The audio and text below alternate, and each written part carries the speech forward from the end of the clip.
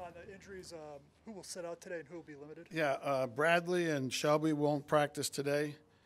Melvin and Bobby will be limited, and everybody else will be full. What are Bradley and Shelby's injuries? Shelby's still the ankle, and Bradley the ankle and a shoulder too.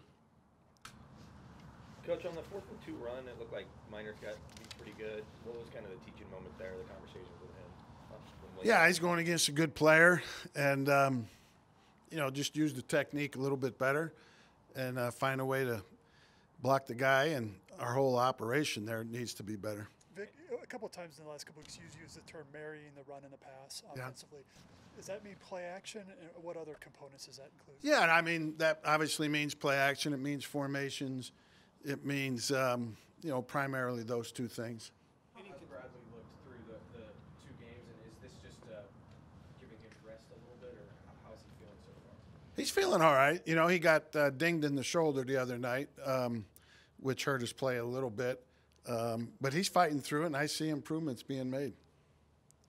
What stands out about Detroit's running game? They have a pretty high per carry average. Yeah, they're very physical. They got good running backs, Swift, and the other backs, Williams and Jefferson. They're good backs, and they run hard. They're physical up front. They run power schemes. They run zone schemes, and they're good at it, and they're committed to it. Draymond's had increasing disruptions last 4 or 5 games. What's been the key, do you think, to him just turning the corner this season and breaking out? Just keep working at it and not getting discouraged because he wasn't getting close early in the year, and think he's improved his technique. Just a little bit of everything. I know how highly you think of Sutton and Judy. Together, when they played, for whatever reason, the production's down. Cortland's only got 10 catches in 7 games that Judy's played in this year. Judy doesn't have a touchdown. What is the key to kind of getting those two going more involved? Yeah, our whole passing game needs to improve a little bit. It's been one never got into a rhythm last week against in our last game. And the week before, we didn't have a lot of yards either. We just need to get our passing game as a whole in better rhythm. How do you do that without sacrificing the rhythm that the run game can establish? Yeah, I think you can do both. There's no doubt you can do both. Okay? Now, you probably can't run for a bunch of yards and throw for record yards, but you can still be efficient in the passing game and make critical plays. With Fant and Alberto, is it tight end number 1, number 2, or is it kind of co-number 1s? Do you see those at this point in the season? Yeah, Wade does a good job of subbing those guys in and out, keeping them fresh and keeping them ready to go. We have confidence in both of them. I mean, Noah's the starter, but we feel good when Albert's in there. How did you evaluate how Garrett Bowles has played and how he looked coming back? Yeah, I thought, coming back, I think it was 3 weeks in activity. I thought he did fine. He's obviously capable of better. He knows that. But coming back off of the inactivity and, 2 weeks of not being around, I thought he did good in light of those circumstances. So back to Chubb with the ankle, you said he just got banged up. It's not concerned that it's a recurring injury or anything like that? With the ankle? Yeah, with the ankle No. specifically. No. Vic, I know you've been around him a long time now, but Justin Simmons, Welch paid Man of the Year. What impresses you the most? I mean, I feel like we've asked you that a little bit, but are you continued to be impressed by what he does off the field? Yeah, it's a great honor for him. Well deserved. And we have a lot of players that could have been considered for that award.